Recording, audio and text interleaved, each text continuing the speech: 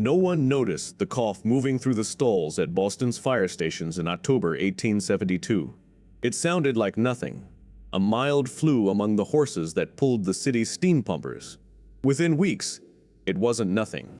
The Great Epizootic, a horse influenza sweeping down from Canada, left most of Boston's fire horses too weak to stand. Firefighters didn't wait for a cure. They rigged ropes to the engines and hauled them by hand. Then, on November 9th, fire broke out in a dry goods warehouse on Kingston Street. Flames moved faster than exhausted men could pull 3-ton steam pumpers. Engines from as far as WUS Tier and Portland raced in by train, but hours had already been lost. By morning, the fire had gutted 65 acres of the city's commercial district, destroying 776 buildings. Boston rebuilt in brick and stone, and fire departments nationwide began replacing horse teams with self-propelled steam engines. A flu among animals had exposed exactly how much a city depended on them.